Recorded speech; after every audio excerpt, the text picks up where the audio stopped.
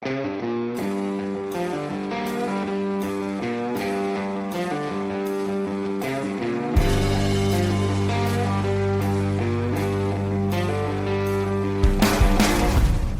and welcome back to Time to Calibrate. This is episode 34. I'm Brett Robillard, editor of The Calibrated Wrist and Caliber321 on Instagram.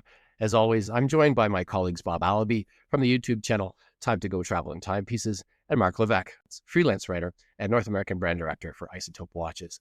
Today, we're joined by a very special guest, one who needs little introduction in the world of horology, Mr. Andrew McUtchen. Welcome, Andrew. Hi, guys. Thanks for joining us. No problem. Andrew comes to watches through the lens of a writer first, a storyteller.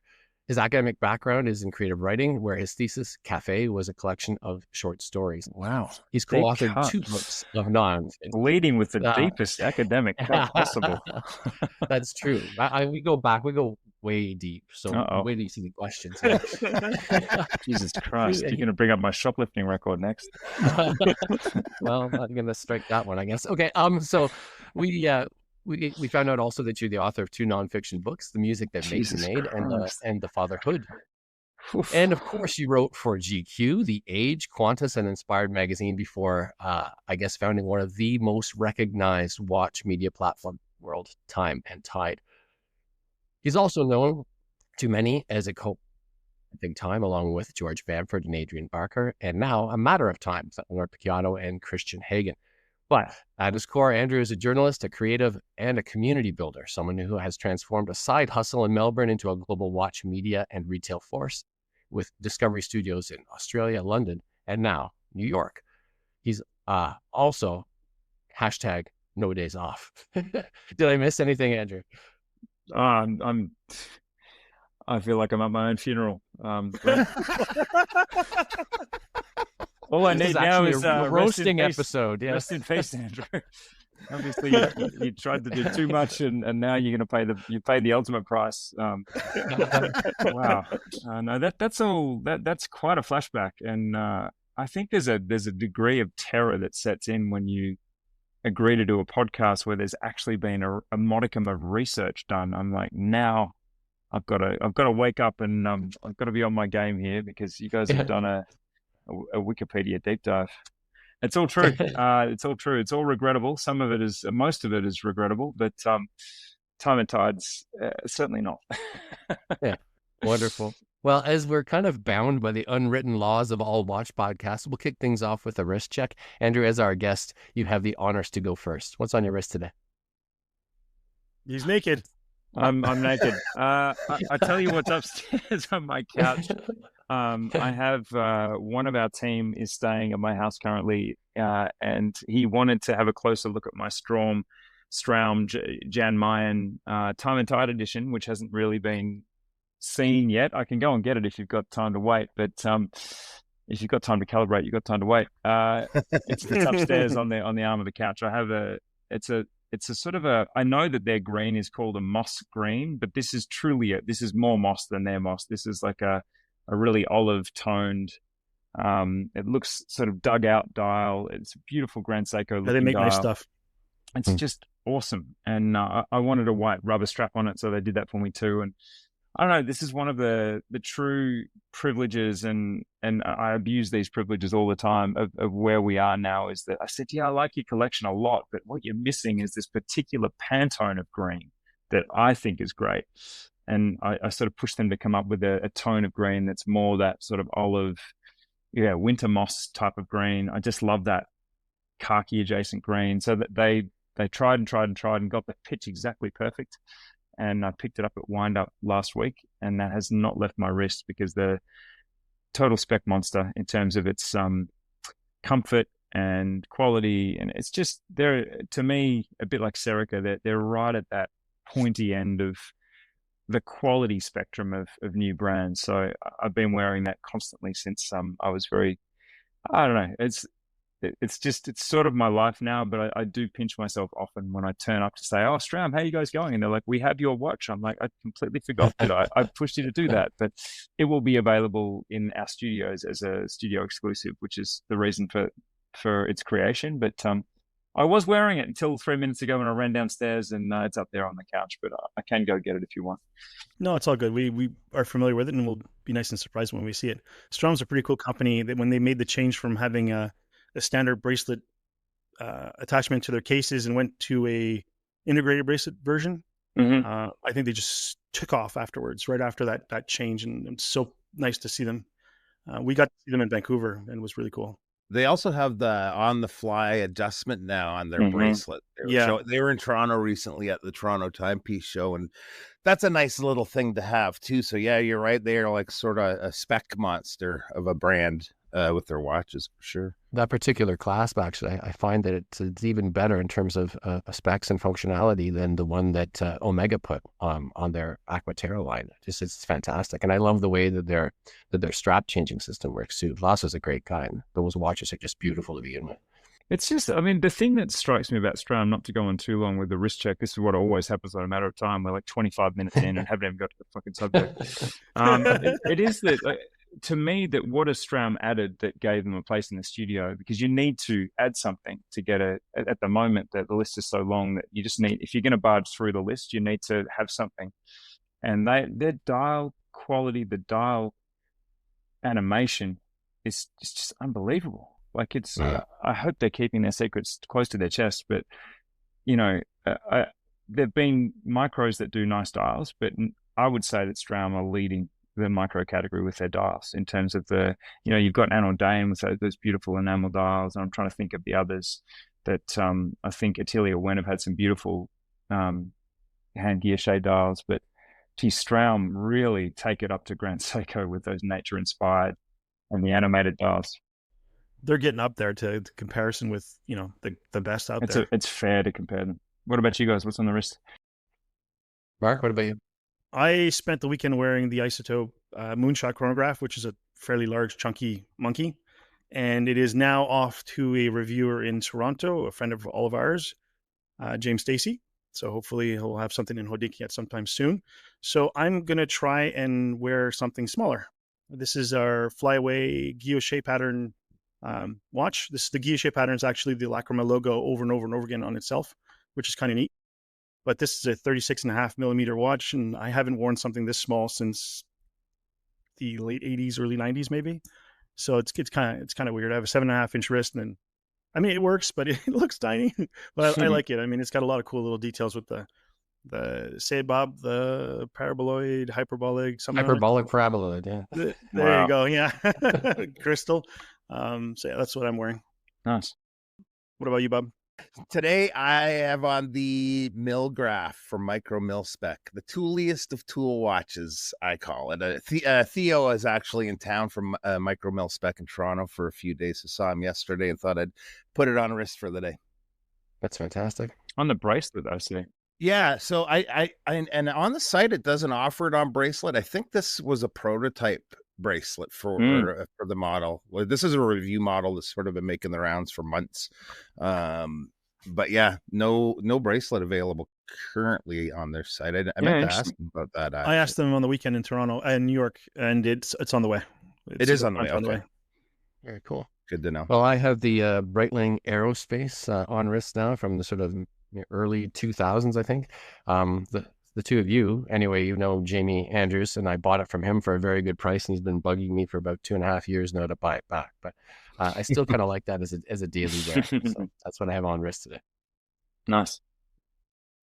So let's start with a few questions here. Andrew, I think that you've described yourself actually first and foremost as somebody who loves stories, personal stories, success stories, failure stories, and maybe even love stories. And you found journalism as a way to live among them. How do you see storytelling as kind of the heartbeat of what you do at Time+Tide? Oh, well, we don't need watches. So you can't sell it like milk or bread or porn or cars. We don't need these things.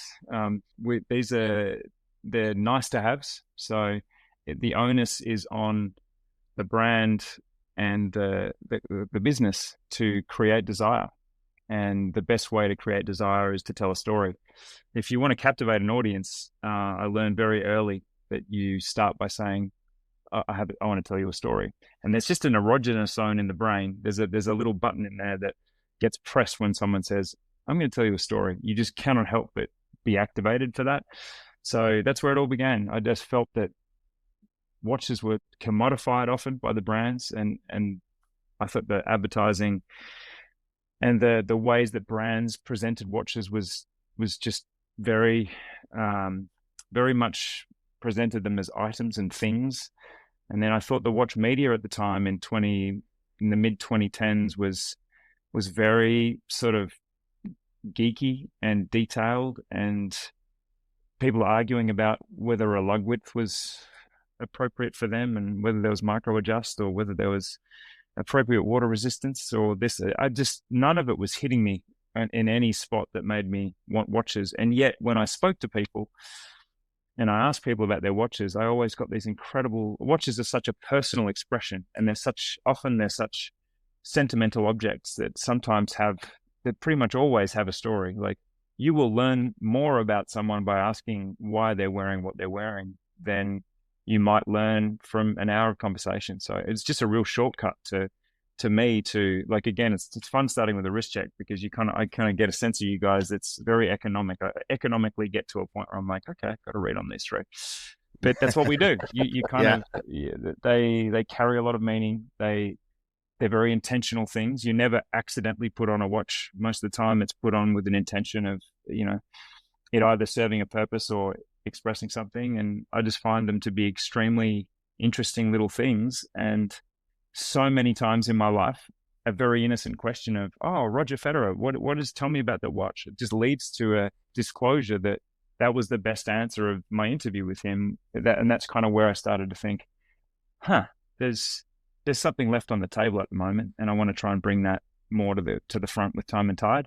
Of course, things have changed a lot since then. So that was the initial drive I felt like maybe others would engage with content that was more story based, but I suppose the business is almost unrecognizable now. Like, that was our starting point, but where we finished is vastly inconceivably different to where I started. And if I could go back in time, speaking of time, and talk to that guy in 2013, I just think he'd think I was drunk.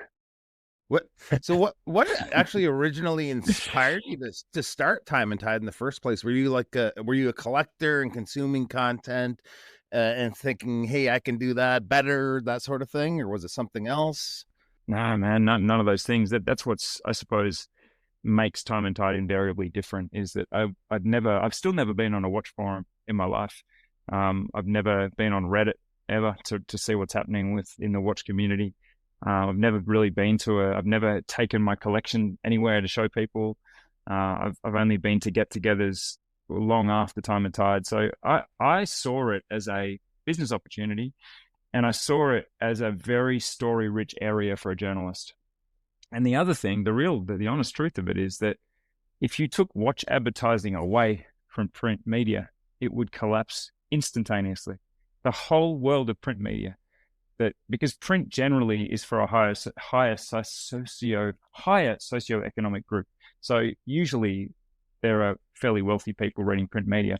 So most print media is supported by watch advertising, which meant that as a journalist, there was always money for me as a freelancer if I could write watch features. So I knew that there was money there for journalists, and therefore I knew that there'd be potentially some interested advertisers if I started a platform. And then I knew that I could be interested for a period of time, because stories and watches are just a horse and carriage. So there was a good little perfect storm there for me to, in the same way that I saw that Maton, one of the great guitar companies in the world, needed a hardcover book to celebrate their anniversary and to celebrate their business in a way that needed to be done. I saw that the watch industry in Australia didn't have a major digital player, and I saw that it was working in the States and in Asia with titles that I'm sure need no shout out, because we know who we're talking about, but there wasn't one for our country. And all these things combined to be a business decision. I was already a watch editor, because again, if I ever needed a few bucks as a journalist, I just wrote to GQ and said, hey, do you need any watch stories written? They're like, hell yeah, like 20, because they're the only companies and brands that are advertising in our magazine. So that's the the strange place that I came from. It was sort of I diverted as a journalist into sort of watch journalism, and then I diverted again and went even deeper into specialist watch media. And then what do you know it? Watchville came along, and we were, I think, the 6th or 7th brand to join Watchville, which was the aggregated app of the watch media in the world. And I think we filled in a nice little spot as a Southeast Asian representation. Well, actually, there was a few from Singapore, so I guess we were the Australian representation on that. And then, yeah, the great but very brief sort of era of collaborative watch journalism commenced with Watchville. That was a fantastic period where we were all on the same app and watching each other's stuff and competing for numbers, and that was just the most fun, that period. It was sort of a nice little, very small golden age for all of the titles that now everything's so fragmented. There's just thousands of podcasts and Instagram accounts and YouTube channels, but back then it really was like a few titles, and we were lucky to sneak in as the last one. I think we were certainly the last like masthead title to get that sort of I suppose masthead type of status, like, you know, the Monochrome, Fratello, Revolution, Time+Tide just snuck in there. I honestly think it's like Maxwell Smart, or Indiana Jones, we just pulled our hat, the door went down, and since then I'd say that sort of website-based legacy watch media has kind of shifted into other platforms. What year was that actually that you started? 2014. 2014? Yeah. So I was dilly-dallying around with GQ Watch Editor, and I was sort of one of only a handful of watch journalists in Australia at that time. So there weren't many there weren't many others who could probably take that step to you know, corral the industry into a digital platform. But yeah, because it's not the answer people expect.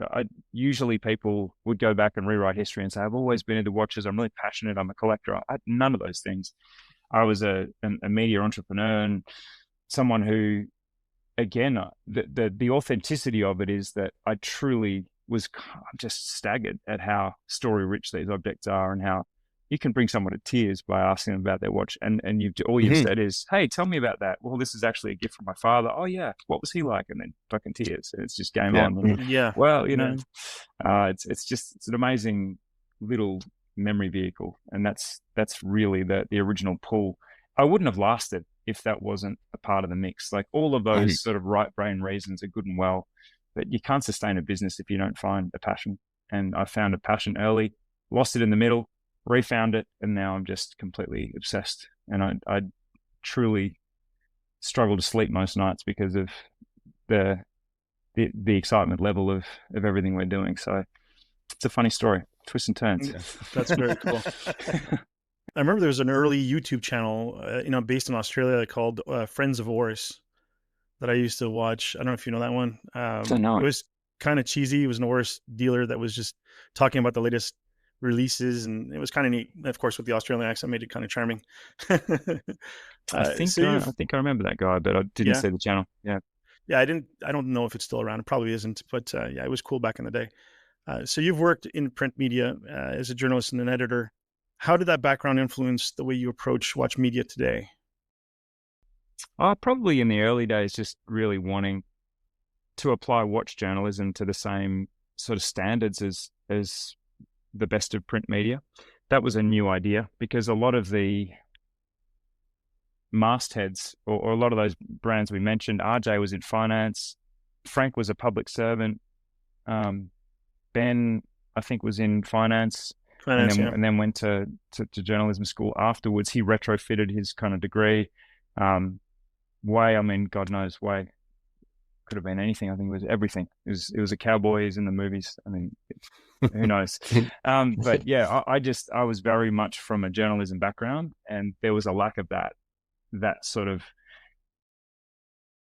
how do I say, that there just wasn't that same rigor applied to watch journalism. It was just really heavy, passionate, enthusiast sort of driven responses that perhaps didn't have the same care around, or the same thought around narrative and around expression that as a journalist and as a print media. As soon as when you talk about print media, I mean, my heart rate just rises, because it's such a zero-sum game. Like, you commit to something, It can't be edited when it's printed. Therefore, there's just a high level of care. And in the early days of Time and Tide, we really wanted to bring that approach, the print media level of care and creativity and that meticulous print media touch that wasn't perhaps as evident at the time. But again, I have a bit of a smile on my face as I talk about it, because that's what mattered so much to me at the time.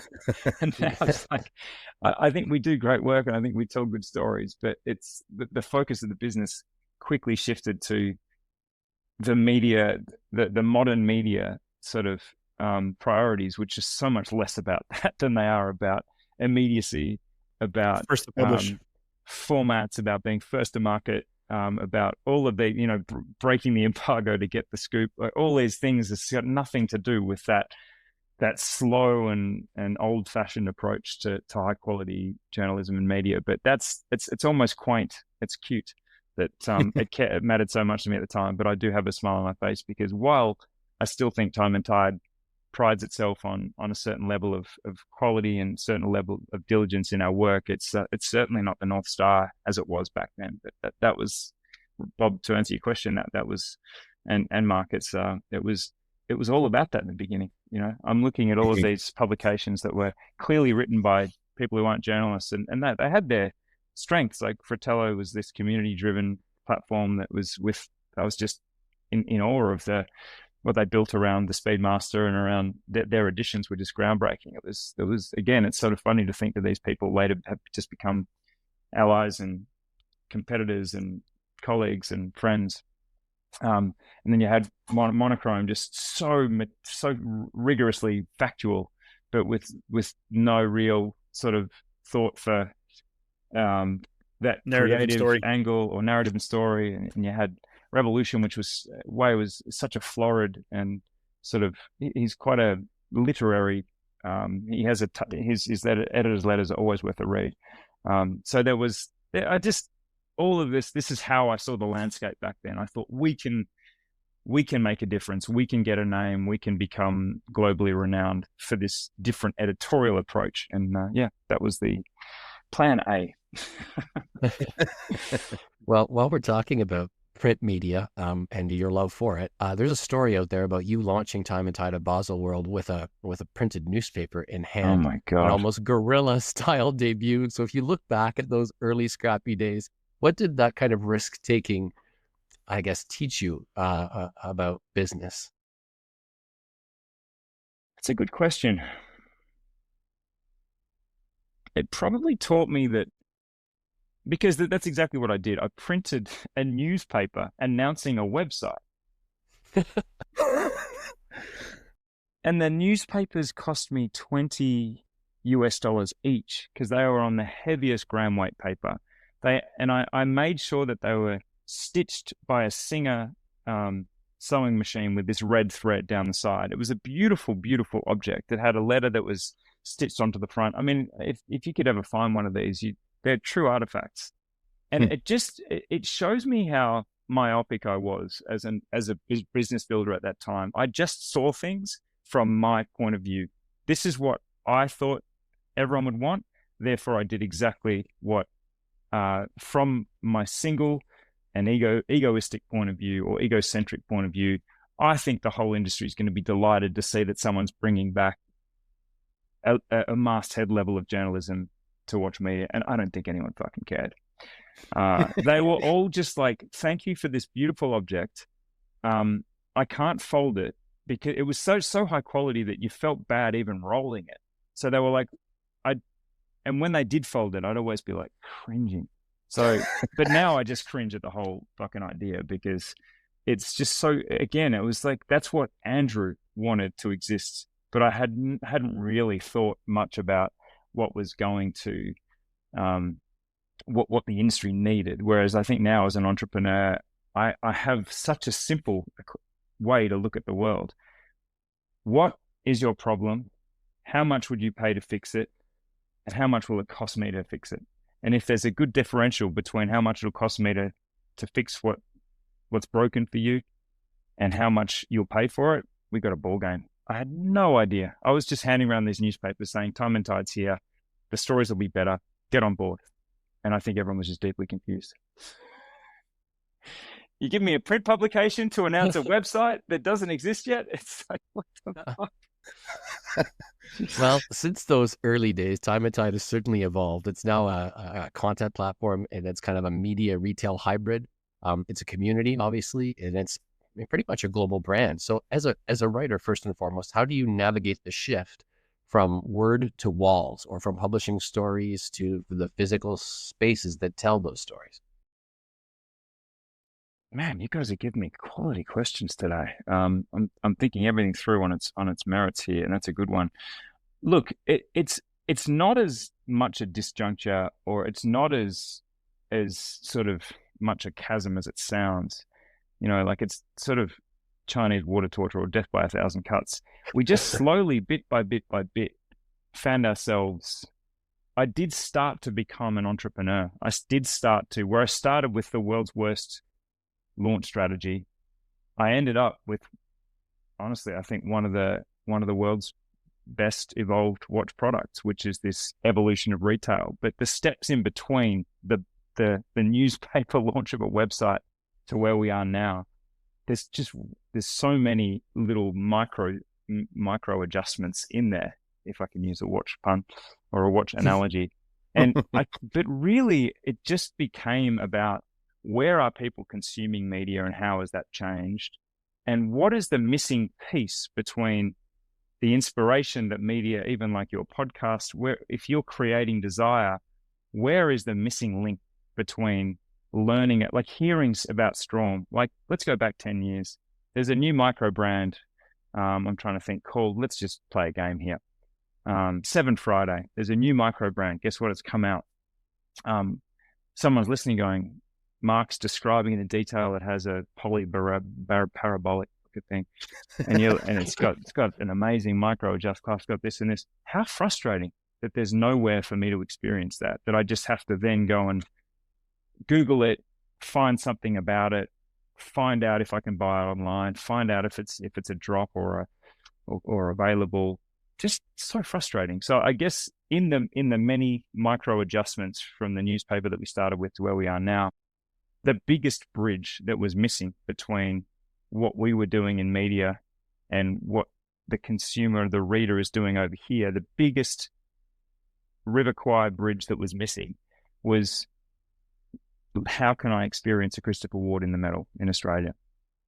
Andrew, stop talking about Doxa. I can't buy this watch. Andrew, I can't even buy a khaki field in Australia. Please stop creating desire. So I just ultimately had everyone pushing me to build a bridge, but they didn't know they were pushing me to build a bridge until it all started when I got to Basel and saw a Doxa stand, and I knew that I badly wanted to connect with this brand. And they had a really great, it was like 130th anniversary, sub 200 with an orange secondhand that was like €1,000. And all these just pieces started to fit together, and I went in and said, hey, and they were like, oh, you're the guy from YouTube. And I said, yeah, I want to distribute you in Australia. And they were like, oh, okay, funny you say that, because we're looking for it. So I guess the bridge started to build itself.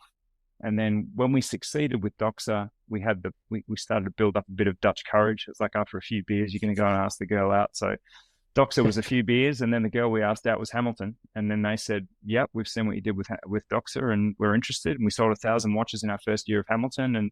And then the walls started to form around us. We started to see, and then the pandemic hits, and we started a Micro Mondays column in, I think, 2018 or 19. So we'd already started playing with micros, but then of course the microwave comes in the pandemic, and, you know, this kooky brand Studio Underdog that we did a piece on the day the Kickstarter campaign launched, starts to become more than just a little thing, and there's others, and now we built the bridge. So the bridge is we're starting to connect like people with these brands that they can't get, and then suddenly it's the world saying, well, it's not just Australia asking for Hamilton, you can get that everywhere else. It's the world asking for microbrands. And then that's when we had enough courage and pluck to say, okay, let's expand this model again.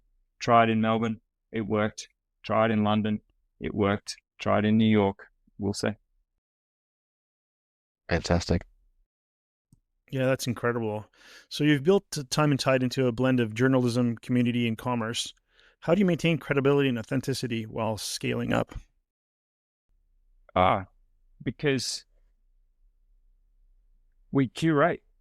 We only choose brands that, again, why would Etienne from Baltic and Richard from Underdog and Andrea from Fairlane, why would they come with me in the first place? Because I was covering their watches from a passionate enthusiast basis before there was a single commercial dollar to change hands. So this is just a continuation of the brands that I've been curating for media.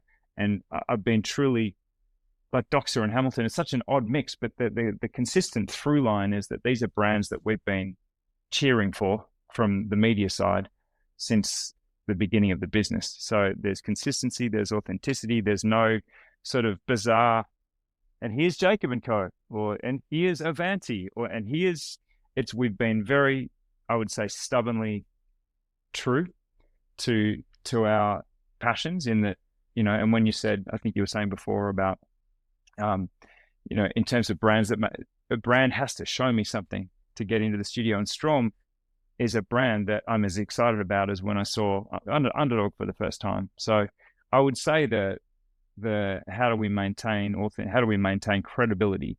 It's just remaining true to the sort of the taste that we've had since we launched Time and Tide. And, again, it's down to the person to decide whether they believe me when I say I love this stuff. And I think that I say I don't love enough stuff for people to go, when he says he loves it, I kind of believe him.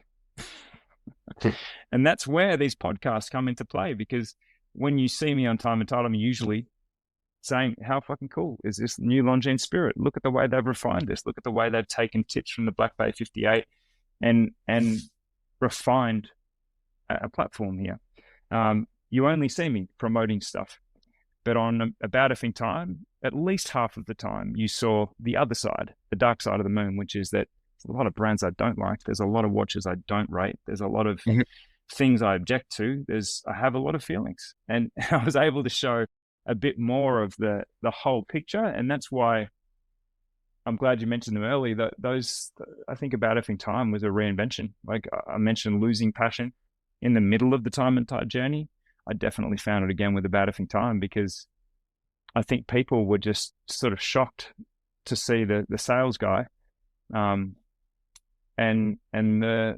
It's almost like truly you see the planet revolves, and the bit you're used to seeing, there's a whole other side to it. And I didn't even realize what I was doing, because I'm always me. I'm always talking about what I like and don't like, but you only really see the one side on Time and Tide. So accidentally, by hanging out with two friends and shooting the breeze and getting into all kinds of fistfights over fucking everything, suddenly the integrity and credibility was sort of it was suddenly there, and I was surprised, because I'm like, I haven't changed, but it was just no one ever lit up and asked me questions. I'd never got to have those conversations before, because on Time and Tide, that's not our role. Our role is to break news. It's to pick out the watches we like from the releases, and it's to support the brands that support us. So it was a totally different persona, and since revealing it, I've been so much happier, because people now feel like they connect with the whole person, not just the sales guy. Oh, that's very cool. So what do you think Time and Tide does differently from traditional watch media or newer influencer driven platforms? Well, I'd like to say that there's still a little bit of that, in the same way that the business was created by a person who wasn't from that world. I feel that there's still a bit more of a welcome to people outside of watches. In our tone, we have very strict style guides around the way that we write. We are the opposite of if you know, you know. I think Time and Tide is more, now you know, and and we're quite happy to help you know what the YK people are talking about. So I think we've brought a welcoming tone, and I think that persists. And I think our mission has been discovery, And that's why the studios are called Discovery Studios, because we want everyone who comes in to discover something. And I think we always wanted people who come to the website to discover, as opposed to peer in on a secret club where everyone's like, and again, it staggers me when other founders of media businesses like mine have IYKYK on their Instagram posts. It's like, you do realize how shit that makes everyone feel, right? Like, are you appealing to just the click? Because if that's what you're trying to do, you're succeeding in that. But every time I see it, I think that is exactly the opposite of what Time and Tide exists for. So we are NYKYK, and I'm more than happy to be the one that helps people discover stuff that made them feel inferior, or that was a barrier to entry, or that previously felt like some sort of private club. So I think that's what makes us different. What were some pivotal or surprising moments in Time and Tide's journey, good or bad, that shaped its direction? So many, Mark. Come on, give me more. give me more detail. Some surprising moments. Okay, I was really surprised by how much impact bringing brand people into the business had on the business. Like, there's been a couple of key people I brought in from Amiga and from TISO. Actually, Swatch Group seems to be the main place for me to plunder so many of my team from Swatch Group. But having brand people come into this business just completely unlocked a lot of the Da Vinci Code that locks journalists and microbrands out of huge success in this industry. And I say huge success, but as in our level of success, I would say is there's if you unpack it, it's having some brand people inside our team now, educating all of us about how the brands see the world, because there is a real ivory tower of the Swiss watch brands and the real luxury watch brands. And I think, as commentators on this industry, that a lot of the time we feel on the outside of that, and we feel like there's some sort of like, why aren't they listening? Why aren't they? So it's helped me a lot to have some key people in our team explain to me what happens in that Illuminati lockout and how we can navigate that better. And you will see over the coming 6 months and year that we're actually learning to play that game better than ever, because you have to play that game. This is an industry that is there's a lot of laser beams in this room when you turn the light off that you do not see until you have someone turning the lights off and showing you where they all are. I was walking through this room like entrapment, Catherine Zeta-Jones, that's showing my age, by the way. But I'm just walking through this room going, what? Are you wearing the catsuit, or are you just... For the audience's sake, I'm wearing a catsuit. Yep. It is liquid, skin tight. Apologies for the image. No, I just was walking through this room going, why is nobody supporting my business? Why does nobody want to take my calls? Why can't I get CEO interviews? I had no idea. And it was a real game changer for us to have industry people come inside and say, Andrew, I can tell you exactly why. And then, here's where the laser beams are. Let's dodge them. Let's get through, like the Louvre heist. So we've ended up getting so much deeper into this industry with the help of some people in our team. I just want to say I have another different question for you, but I actually got to experience your London studio during the British Watchmakers Day. And Cool. It was very welcoming. I met you just briefly. You were busy. It was during the Gimlet release was happening. Oh my God, the best night. Maybe the best night ever. It was so fun. That was we were talking last night. We said, because we had an event last night with Gary Neville and Nor Kane, and we were saying, where does that sit? And everyone was like, well, number 2 to Gimlet. So it was a really good night. It was a drunken night, but nothing beats. The Gimlet took our cleaner. She said that there were 3 layers of vodka on the floor. It wasn't just, there was a top layer. It was like an Analdane enamel. There was so many layers because the gimlets were served in martini glasses. By the way, quick sidebar. Richard Bentz and Nicholas Bowman Scargill created a gimlet bar to celebrate the launch. And a gimlet, as far as I can tell, and this is very precise, it's vodka with a splash of vodka, add a shot of vodka, and then finish it off with just a slight twist of vodka. That's a gimlet. So it is basically a medical instrument. If you've got a cut, you just put a gimlet on it. But basically, they serve gimlets. You're laughing because you're probably still hungover, Bob. Yeah, seriously. You serve gimlets in martini glasses. Terrible idea, because the music was loud. Did you see Roger Smith do that speech? Were you there for when Roger Smith did the speech with Mike France? No, I actually came in late, and as you're mentioning the floor, I can remember my shoes were sticking. It's just debaucherous. So rumors that I created all of this to sustain my alcoholism. You're not helping me with this anecdote, but yeah, that was a great night. I'm very happy that you came on that night, because that actually is a goat so far. That's a goat. Yeah, that was a blast. Yeah. So so you've chatted with tons of different people in the watch world. Was there ever the pinch me moment? Like, what am I doing here? Was there a certain person? It was that night, Bob. It was that night. I talk about this on Monochrome. Like, Frank called me and said, "Hey, I want to chat to you about this thing you're doing." And he said, when was a night that what was an experience that just had you just freaking out?" And it was that night, because Roger Smith was there, and he was in a sort of a little huddle with Mike France and Paul Sweetenham from Farah, and they've got a little crew going. And then at one point, it's like the music was so loud, and he comes over, he's like, "Is there a PA here?" And I was like, yeah. "Hi, Roger, by the way." He's like, he's had a few gimlets.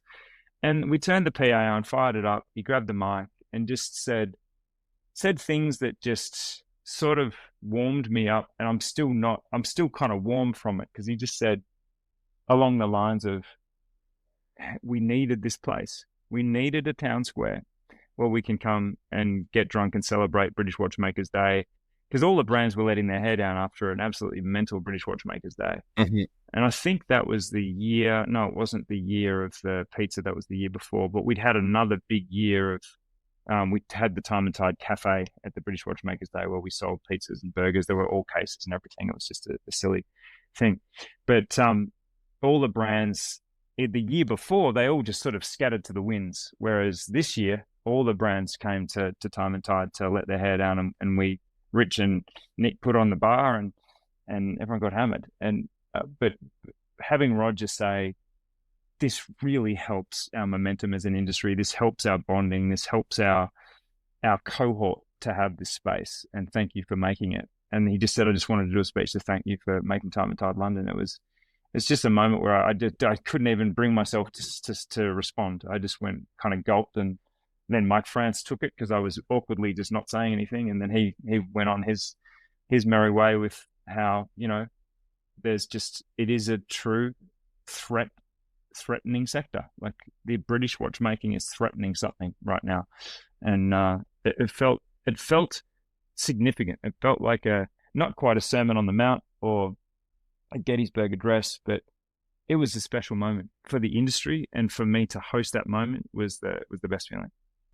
Yeah, so nothing about me, nothing about the business. It was about Time+Tide as a platform, a location, a historical venue that anyone that was there had their hairs raised by that moment. And I think since then the industry continues to thrive. So Isotope's part of that, Mark. It's a good brand you've chosen a good horse there, and we love Jose and Isotope. So it's another small part of a pretty big battleship. That's incredible. Hopefully I'll be able to attend next year. Come along. It's mental. Yeah. So switching gears to podcasting here, you've mentioned before that you're a co-host of About Effing Time with George Bamford and Adrian Barker, three very different personalities. And I remember once comparing that podcast to the orological version of Top Gear. What was the original concept behind that show? It was just chemistry. The concept was chemistry. We ran into each other by accident at Watches and Wonders, and it was instantly there. And it didn't improve. It didn't degrade. It was whatever that was just lightning in a bottle. And afterwards, it was just like a date where you kind of like, I feel like texting the person already.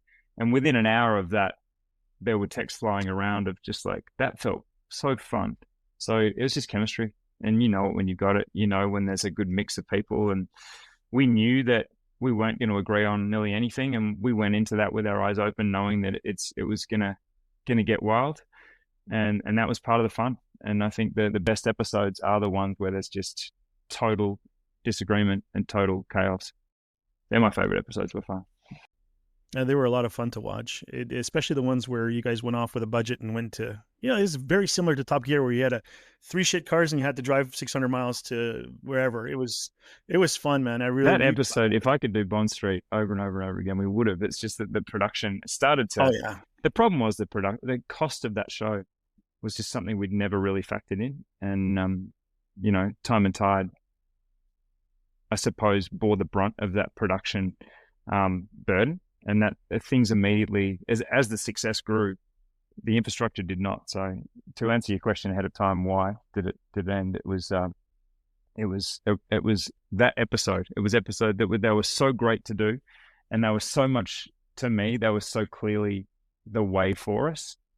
But we had no one ever working on the business, so we just couldn't raise funds to do more of that. But we knew we wanted to, and we saw the economy of scale in doing Watches and Wonders in the boiler suits. And again, I look back so fondly on my favorite thing about that show was just that it created a brand that was bigger than all of us. And if I show you in the stairs that lead down to my basement here in London, have the big, there was a huge decal we did for the Christmas party, and that's still on a huge one. It's like probably a meter by a meter or more, a meter and a half. It's absolutely massive. Still have it on the stairs and I can look at that and feel good about the show, because it's when you create a band, there's always there's a fourth person, or there's something that's bigger than those 3 people. The entity itself, yeah. Yeah, and I can still look back very fondly, and I see that logo. It gives me a real charge to think, again, 4 million people a month were watching us for 18 months straight. So it was a big audience, and it changed my life. And my kids are now very used to all that goes with that. And I'm very grateful that we had that we struck gold. And it's just so rare to do that. And I still love AET, and I still wear the merch. And yeah, my brother turned up out of the blue from Bali a couple of days ago wearing an About Effing Time hoodie. And again, I got a charge out of that. So it'll probably be floating around for a while, maybe forever. I don't know. It seems to be the thing that people connected with the most. And when they see me, when they come up to me with that look, I'm like, it's almost certainly going to be that. And it almost always is. That's cool. Yeah. The cool thing is, when you described your banner, you're talking to Canadians, so we actually know what meters are. Yes, there's a lot of sensible things that we share, as opposed to other systems and sides of the road. Do you drive on the right or the left? You drive on the right. On the right. Yeah, well, you got that wrong, but everything else is good. I don't know if I can shift with my left hand. I don't know.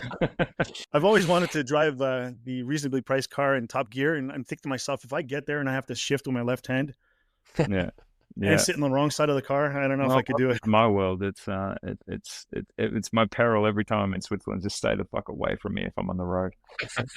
Just crossing the street is a danger in England. I'm gonna die that way. You're always looking the wrong way. I'm gonna die in Geneva on the same way. What was it? Gaudi died walking back onto the road to look at his church. I'm gonna die just crossing the road. So you mentioned the chemistry you guys had on About Effing Time, which was palpable. It was, really strong. What did you learn about creating engaging and unscripted conversations in that space? I just learned that chemistry is everything. You can't make it. You can't force it. You can, on paper, have 3 right people, but you have to actually have a director, because if I see anything happen over and over and over again, it's 3 guys who furiously agree with each other after six long necks, just going, we should do a podcast.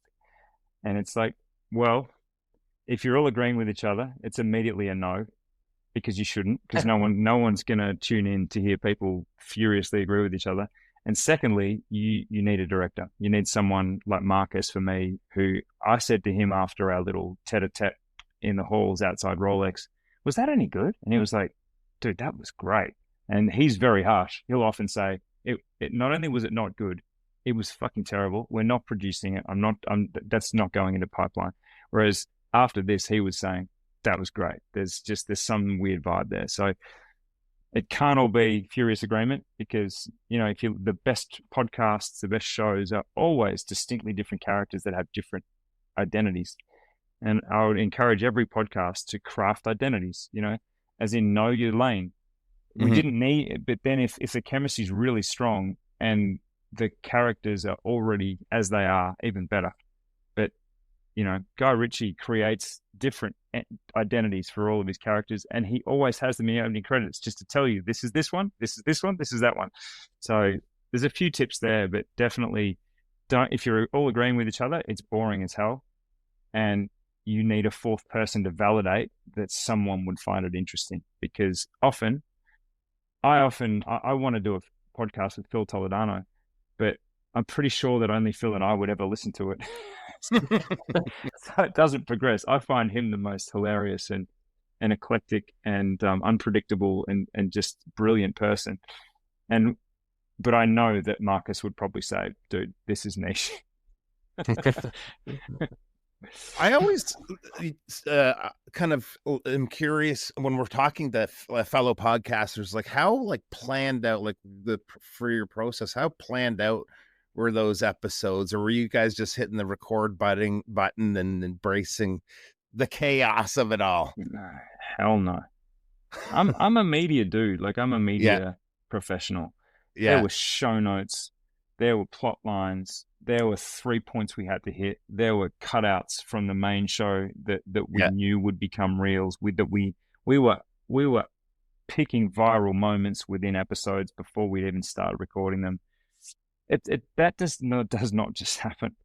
The best shows. I mean, my favorite ensemble shows my favorite ensemble podcast has always been Smartless. 3 guys who have great chemistry: Jason Bateman, Will Arnett, and Sean Hayes. All friends, already a good degree of affection, wildly different personalities. But I could tell that their production smarts made this effortless, chaotic sounding show. It was so meticulously, they were such pros. They knew exactly how to hit their beats, and every episode had beats. So no, it was intensely planned. Obviously you plan to be spontaneous as well. There are parts where I had no idea what George would say or Adrian would say, but we had show notes for every single episode. And as the show went on, the show notes got quite detailed in terms of hit these beats, because I became more and more aware that you look at episode 1 and then you look at season 3, this vastly different. Episode 1, we're all so quiet and it's like a guitar that's not tuned quite right, because there's very slack moments in it, and it's pretty different to the way it ended up. So 100%. And this is the other thing, I don't know, just don't be fooled. The most effortless podcasts are probably the ones that are most meticulously planned. And again, it doesn't mean you're scripted. If you have an identity within the show, you're completely free to be that person. But just know your beats and know your plot points, so that you don't start to just dribble. Yeah, I agree 100%. If you look at our first shows compared to where we are now, we put a lot of work into. I mean, they're much worse. Sorry, you left yourself open to that. I did. Our guests are getting better with every episode. How about that? Well, the guests are definitely getting worse. So, yeah. But it's true. We do work very hard on putting together an outline with the questions we want to answer. We may tweak them as we go along, and our personalities show through what we do. But I agree. We put a lot of work into it in researching and doing proper research. I think that's the most important thing, especially for an interview podcast. Now, talking about podcasts, you started A Matter of Time, and you've teamed up with Eleanor Picciotto and Christian Hagen. What prompted that collaboration, and how does it differ from the focus you had on About Effing Time? I kind of gave my secret away a little earlier, which is that about 2 episodes into About Effing Time, I realized that Time and Tide, and I realized that something was starting to, when a fire just starts to take, and that was happening. I was like, this is really important that this side be shown through this podcast for Time and Tide's sake, because I was increasingly becoming like I suppose a figurehead, or I was becoming increasingly connected to the business was getting bigger, but I was becoming more visible. And I realized that I have to have an outlet for the whole self. And when About Effing Time ended, it wasn't long before, and Christian and I had been voice messaging, but we had this podcast going in our WhatsApp where he'd send me a 5-minute voice message, I'd send him one, he'd send me one, and we had this idea that we would do a podcast based around these voice messages. But then I put it to the blade, and there was too much agreement. Christian and I are too similar. We just, our voice messages were often like, dude, what is it with this? And I'd be like, exactly. What is it with that? Why? And then he'd be like, dude, I love this. I'd be like, so do I. So I put it to the sword. We agreed with each other too much. So it killed it. We killed it. We were going to start a show that had a great name that I'm going to save for something else. And it maybe it will emerge. Who knows? But we didn't have it. And then one day at a press day, Ellie was seated with us, and she disagreed with everything both of us said. And I was just like, oh, that reminds me, that feels familiar. I think, and then we decided that there aren't enough women that have strong opinions in the industry, and we knew that she'd cop flack for that. But I know she can cop it, and she takes it, she gets energy from it. So there were a lot of X factors in there. She's beautiful. She's complicated, and she's just a firebrand. She just has her own mind, and you don't have to agree with her, and she never agrees with me. But my instincts as a content media guy were just like, this is watchable, and certainly the traction on social in particular it was hitting 1 million people a month within like 2 weeks, in terms of people that a lot of people watching and not commenting or liking, a lot of people watching and disagreeing. And yeah, we had a pretty strong instant traction with it.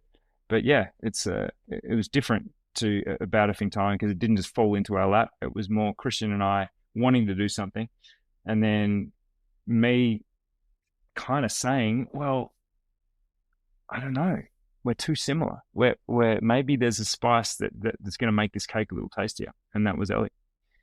And if she's a spice, she's chili for sure. She was chili and cinnamon.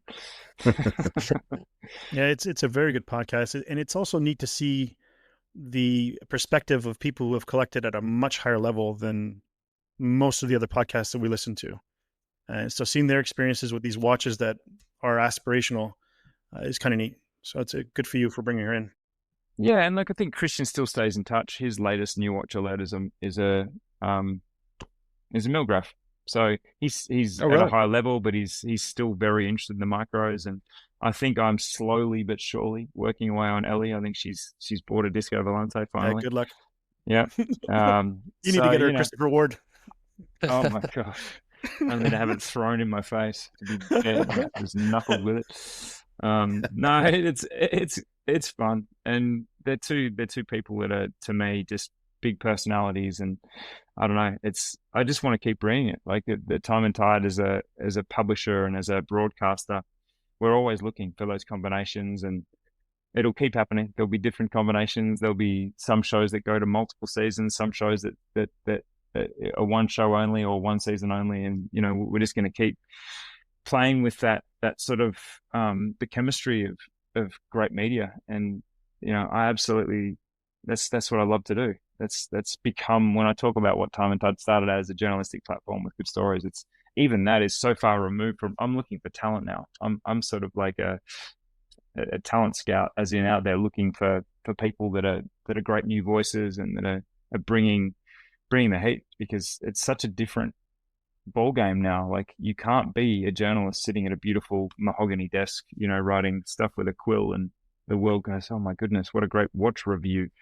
You have to be a voice, a persona, a host, an expert, a relatable figure. You can be all of those things, but if you're really good at it, it's like, look at Adrian's success, and Ben's Watches is a new one. If you build yourself as a relatable, consistent character that is bringing watches on a daily basis, you will build an audience. So it's my roles change, but that's an example of me seeing talent and going, Christian's huge talent, Ellie's huge talent. Let's do it. Speaking of that, how do you balance all those roles, between the platforms of being a journalist, an editor, a founder, co-host, without losing any of that creative energy? And does no days off have anything to do with it? It does, yeah.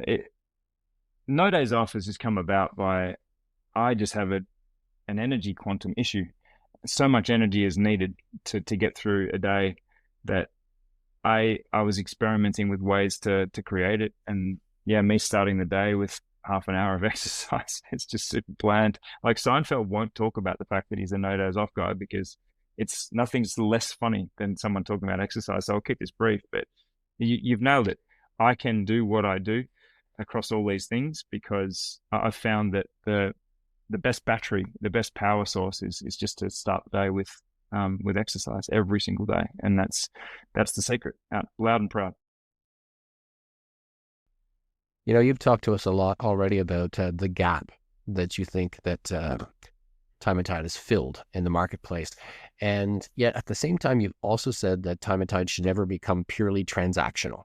So how do you balance that idea of being the retailer with also being that authentic journalism, community-driven spirit that defines your brand? Good question. The way we can avoid being transactional in London is because we have a good flow of customers that allows us to not pressure them with their dwell time. Like, to talk from a retail operations point of view, dwell time's a factor.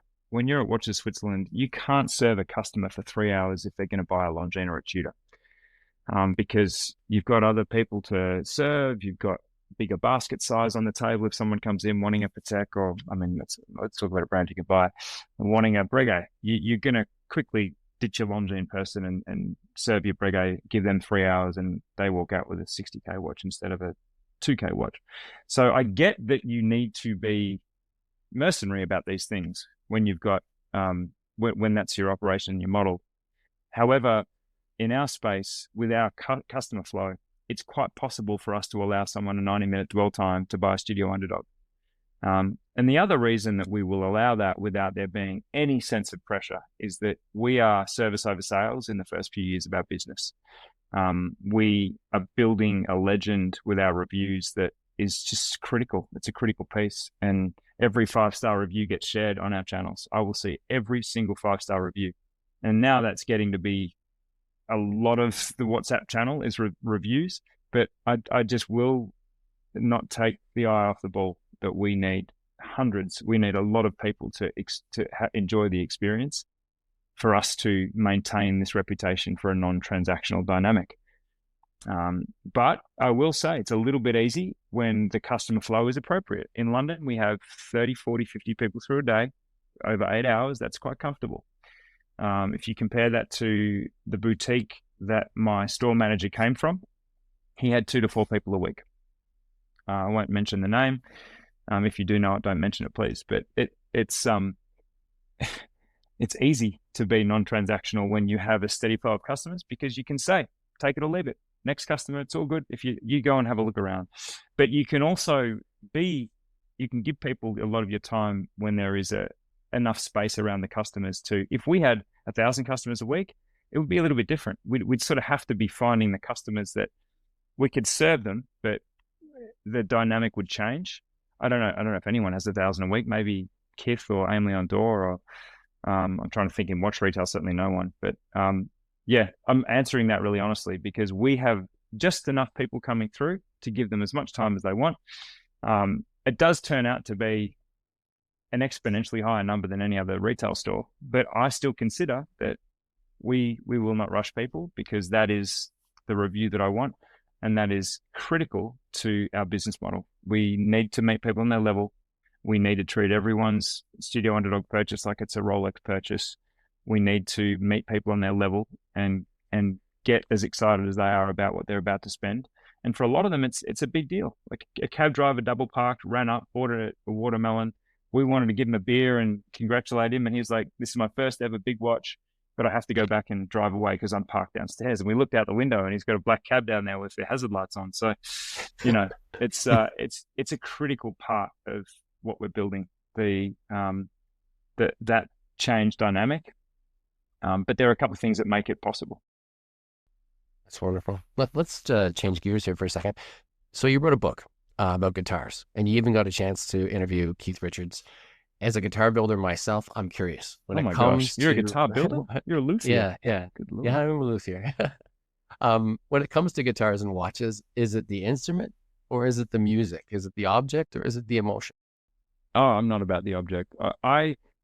Maton wanted me to write this book, and they said, yeah, it's going to be great. No one knows that Elvis Presley wrote Heartbreak Hotel on a Maton. No one knows that the Beatles wrote Please Please Me on a Maton. No one knows that Keith Richards wrote Give Me Shelter on a Maton. And it just went on and on. I was like, are you guys serious? Nobody knows this shit. Are you like, this is going to be the best book of all time for music people. And I think it really, it's the thing I'm proudest of. If you put anything in my casket, don't put a Night Surfer in, put in the Maton book, because this was truly a story that had never been told. But they imagined a book with like sepia tinted photos of someone chiseling a guitar neck, and I'm asleep. I'm like, I'm not doing a book with pictures of people chiseling guitars. I don't give a shit about the item. It's a guitar. Tell me about the music that your guitar's made. Tell me where I can listen to a recording and hear a Maton guitar. And they were like, that is completely counterintuitive. That is completely arse about. That's the wrong way around. I'm like, that's the right way around. And I convinced them to name the book The Music That Maton Made. So I focused on the emotion, the artistry, the magic, the beauty that came out of Maton guitars. And I think that is one of my moments where I just actually got goosebumps, which is so narcissistic. Let me talk about my idea and then give myself goosebumps. But truly, that was a real, if I've got 3 flashes of inspiration that I can look back on and go, yeah, that was not bad. That was one of them, because that book then became Keith Richards telling us the day, what was the weather, where was he seated, when did he, what chord did he start with? Was it the first chord of Give Me Shelter? Was it that really loose, jangly sound?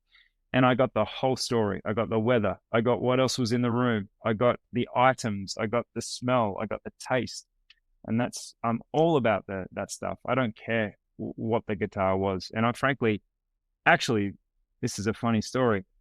I was in our new Soho store, which is empty at the moment in Broome Street in Manhattan, a week ago, I think almost to the day. And it was to the day. And Jerome from Serica came in, and I gave him a tour of the empty space, and I said, it's going to be this and this and this and this. And I look out the window. He's a music freak. We have a playlist called Sounds of Serica on Spotify, and we add, no one knows this. I probably shouldn't be telling you. Maybe this is private. I know, too late. We add songs to this playlist all the time. I've turned my phone off so it doesn't buzz, so I can't show you. But we add songs to it all the time. And I know he's a guitarist, and I just knew he'd be a good guitarist. And we're standing up there at our windows, looking through the fire escape, which is the most New York building ever. And I say, that's Rudy's guitars down there. And he's like, no. And he said, we have to go. So after the tour, I took him down there, and we sat out the back in the Taylor section, because I'm a Taylor guy. I do think the guitar matters, by the way. And I think Taylors have the sweetest sound for the way I play. Like I'm an open string tuning, plucking guy. And we went and sat out the back, and both of us just played in drop D for like 20 minutes with this guy trying to sell us the guitars between us. It was like, dude, we're trying to make love here, and I've got this date chaperone blocking us. But we played guitars and in drop D, just completely sort of random, but the guitars were Taylors are so sweet when they're tuned. It was just the most beautiful thing. So I'm all about that. But at the same time, if you'd have put me in the Martin room, I would have said put me in the Taylor room. So I do have standards. Well, You're a it's interesting. luthier though. So what have you got a guitar you've made? Oh yeah, well we make solid body electrics and semi hollow body electrics as well. So Oh, yeah, nice. there's Who but plays them? with Any bands? me. Anyone I know? No, they're mostly small collectors. People Mhm. like bigger cities, Toronto, etc., who would place an order. But I kind of stepped back from doing that because I got tired of actually making guitars that people were asking for and not being able to make the guitars that I wanted. So now I'm down to making maybe one or two a year, and if they sell, they sell, and if they don't, they don't. But I had a good time making it. Oh, nice. Yeah. Some great guitars from Canada, but that's a different story. Yeah, well, I like Godin a lot, actually. They're Neil great Young, guitars. Joni Yeah, Mitchell, the yeah, guy from the yeah. Tea Party, is great Canadian guitar player. Absolutely. Well, it's interesting you mentioned Jerome, because there's a lot of guys that are out there that are in the watch space that are also huge music guys or instrument guys. Do you see any kind of philosophical connection between, I don't know, the like fine watchmaking and guitar craftsmanship being expressions of design or functional art, maybe? There's a lot of microbrands and microbrand founders in this game for different reasons. There's a lot of founders, and there's a lot of reasons that they're in it. Some are in it to make a lot of money. Some are in it to run an exciting business and be an entrepreneur and to sort of read the trends and deliver the trends. There's all kinds of types, but there is a type that are more successful than others. And that type is a design-oriented founder. And I'll tell you the ones that are design-led to a point. You would not believe what it's like working with these people in an intimate level. And that's Richard Bentz, Jerome from Serica, and Andrea from Furl and Murray. Yeah. These are people who, all on the surface, in all their interviews, they're all sort of happy-go-lucky, friendly, laid-back guys. They are so intense and so incredibly serious about the detail, and that's their success. Like, there's three of the best brands in the game right now, and they are the brands that, in my view, the people that have the same design standards and sensibilities, and have, like, Richard's background totally demystifies Studio Underdog. Like, the unicorn factor is not a happy accident. It's not like a random kind of kiss, that blessing from some trend god. It all makes perfect sense. The more you get to know Richard, the more the success of Underdog becomes unsurprising or less surprising. So I would say that there are many motivations and there are many types of founders, but the people most obsessed with design and detail at that top level are the most successful. And Serica is a brand that is a fraction of the size it will get to if Jerome and the team want to get there. But he's way too focused on perfection, potentially, for there to be that scale anytime soon. But I hope he makes it work. I hope he finds a way, and I want to be part of it. I want to continue to be part of it. Like, the Serica brand is, it's just exceptional quality. And you can feel it when you turn the bezel. You can feel it in the hand.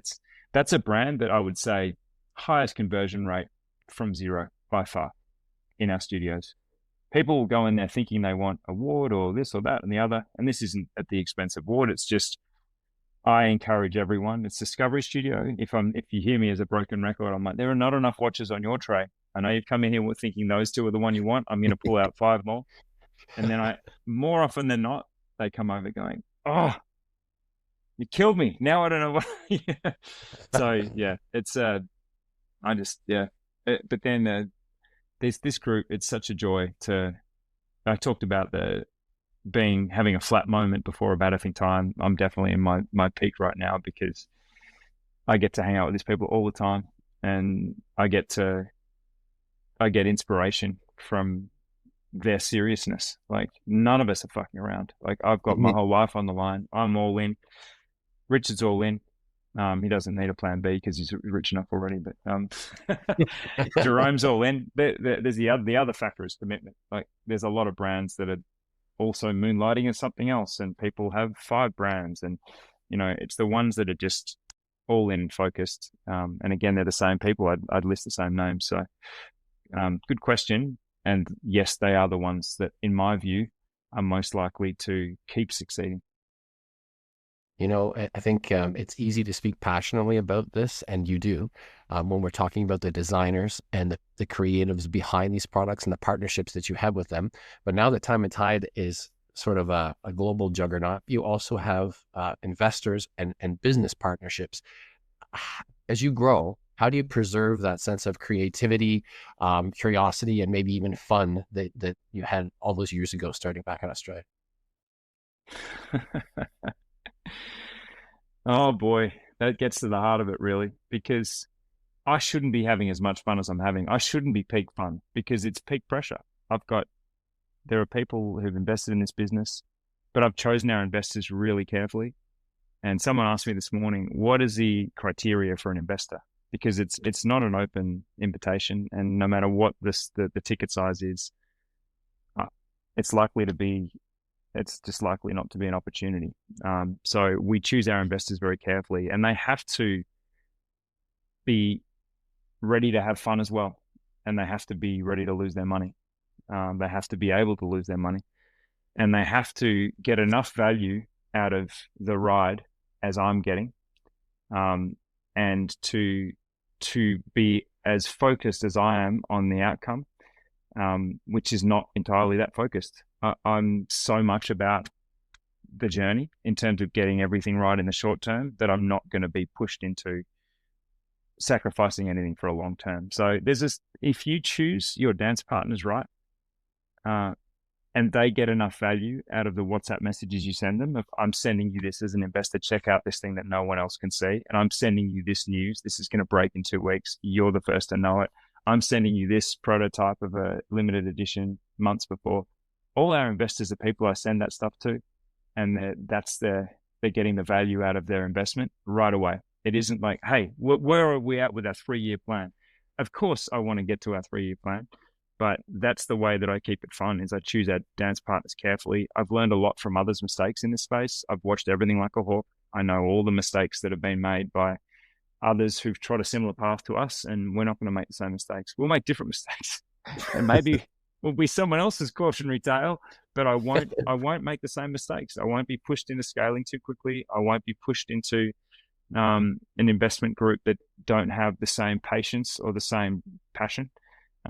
Everyone that's invested in this business is as excited as I am about what we're doing, and they're getting an increment of their money back every day in their access to the ride. So that's an important point. If I look at it the other way, and we'd taken all the money that had come at us, and there were people that were pushing us to reach these goals quicker, I would not be a happy person. I would probably look quite different. I'd probably not have hair and have even more wrinkles. But as it is now, I'm a pretty happy guy. And I think that my shareholder group, there's a lot of robust discussions. There's a lot of, we're not, I won't say that the Australianism, we're not here to F spiders, but we're not. We're deadly serious. But at the same time, we've got to enjoy this, and it's got to be done at a pace where I can continue to enjoy it. And everyone's a bit careful because, again, with me being, I suppose, so central to it all, you don't want a burnt out, frazzled looking Andrew who's just hanging on by a thread, even though I do feel like that sometimes. I have my moments. The jet lag is the thing that kills me. Like when I'm traveling so much, like in those low moments after a trip, I do feel exactly like that. But after an event like last night, I'm just running hot because we just had so much fun.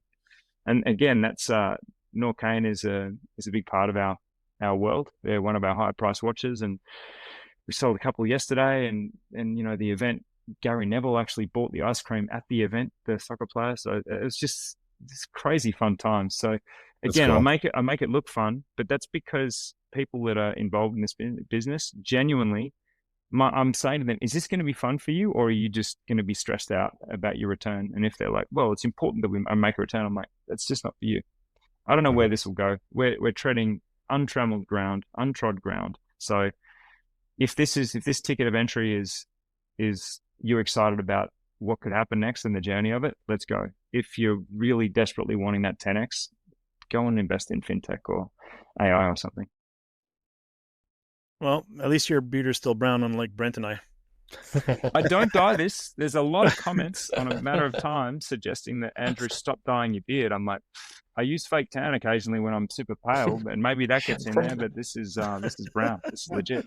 And if you look closely, it's actually quite peppery. But it's not peppery. That's pure pepper. That's there you go. Oh, that's pure salt. Mostly salt. Yeah. So the last few years have been quite turbulent and exciting for watchmaking. What changes do you think will define this era when you look back 10 years from now? Oh, the pandemic was a massive moment. I felt like that opened up the game hugely. I think there were obviously a lot of the boom was worth the bust, in my opinion, because the game is so opened up now. There are so many more people sensitized to watches. There's so many more people wearing watches. So the pandemic was a defining moment.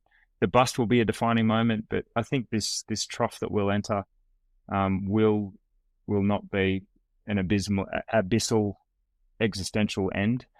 But the pandemic was the defining moment for the rise of microbrands, the awareness of Rolex, and I think in the wake of the pandemic and in the wake of as the bust sort of gathers, there's just so much more pop cultural awareness of watches, and this is just hugely positive. So I would say that was the defining moment. The next defining moment will be when a Submariner hits retail, which I predict will occur. It won't be years away that we find that Rolex is accessible at retail, and when that happens, it'll be another great purge because all the speculators are fully gone at that point. And then you've really only got people who have AD histories with Patek and AP and Vacheron that are making any money off retail.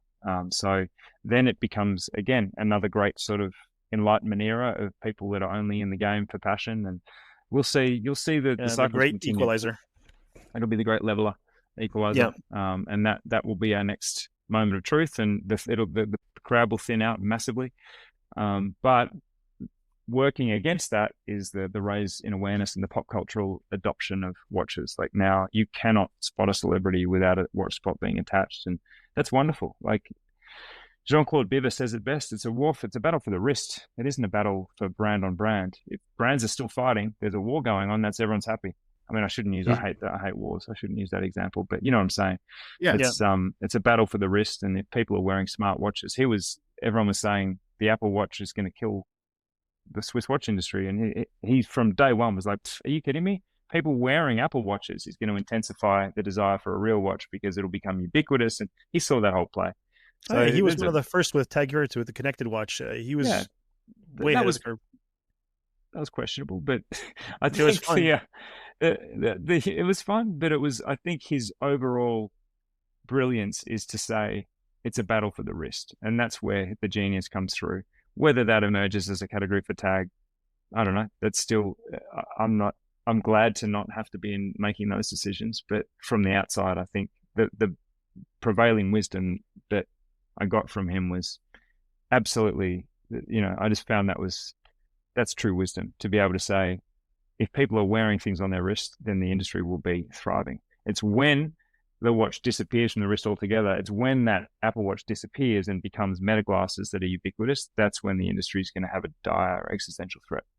Because if watches stop being fashionable for men, then everything changes. So, but I do not see that. I conveniently, and perhaps it's just wishful thinking, but I do not see that.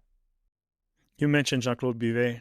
That's showing up in Baselworld with a print journal or newspaper. That's without a website actually being there. That's a very Jean-Claude Biver move. He was one of the people that was like, what? How can I invest in this if it's not a print title? And then he's like, this is brilliant. Yeah, exactly. Now I know your website because you tried to sell me something that doesn't exist. And he saw it. He's like, this is, but it didn't work. It was commercially unsuccessful, but it did put us on the map. I think, again, sometimes you can accidentally be a disruptor by doing something that you think's brilliant, that the whole industry thinks farcical, but at least it goes around. That was kind of a viral moment. Yep, absolutely. So, independent and microbrands are thriving. How do you see their relationships with the large heritage houses evolving? Well, we've seen a few dalliances. We've seen a few mashups. I think, Underdog with Moser, I guess they're both independent brands, but you're starting to see a little bit of bleed around the edges. I still think the Swiss don't really understand as a cohort. I don't feel that they really understand the microbrand space. You're just going to see continuing slow adoption though and absorption. Like at Dubai Watch Week, Richard has told me that he has a stand in the main hall next to some very high-end brands. And the Siddiqui family in their wisdom have decided that Studio Underdog deserves a main stage. So let me just leave it there and by saying that I think that there will be a very slow adoption of the micro brand cohort, but I don't that they move too slowly to ever really be across culturally where they stand and what the opportunities are. So I think that while there's an acceptance and a bit of an awareness, and I think GPHG will expand its categories, that there was a challenger category that originally was just Tudor's category every year. They won it every year. And then I think Doxa won it 1 year. And then but then Studio Underdog lost to Raymond Weil, thanks to the wisdom of the jury. And you're just like, what the hell? They just don't get it. Like, how could that be? Like, I was sitting there with Christian Hagen on my left and Chris Granger Air in front of me, and they won the Eternal that year for the Eternal calendar last year. And that was cool, actually, seeing Chris get up and just being able to clap him on the shoulder because, yeah, I won't tell that story, but there was a celebrity that sent me a voice message that I played to Chris that day saying, listen to this person tell you how good this watch is. And he's like, I appreciate that. I don't think the world really gets it. But then when they got the GPHG award for, I think it was the Aggie D'Or that year, it was he was tearfully happy. That was awesome. But when Richard didn't win against Raymond Weil, I'm like, this industry's just got no idea. So I still think they don't understand it, and I still think the opportunities I think the micro brands will continue just to eat up market share because they're just so much more in tune with what people want. So I don't know if that answers your question, but yeah, that's pretty much what I was going for. Do you think any of these bigger conglomerates will start gobbling up microbrands at some point? No, to get a part of this action? They just can't. They can't meet the margins. Like you can't make Christopher Ward with a traditional big box margin. Like the price has to go up, and then the reason for being expires. So, in order to exist as a micro brand, you need to just sacrifice so much of your margin and sacrifice so many of the levers that the big box industry relies on, such as marketing. What would a big box brand do with Christopher Ward if they can't increase the price? Like they're not going to spend money on it as they do all their other brands. So I just think they're mutually incompatible because of the business models. But at the same time, yeah, well, Time+Tide, like our Discovery Studio is the piece. I mean, what else do you need?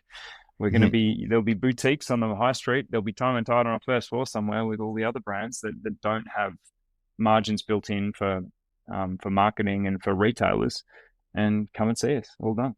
Job done.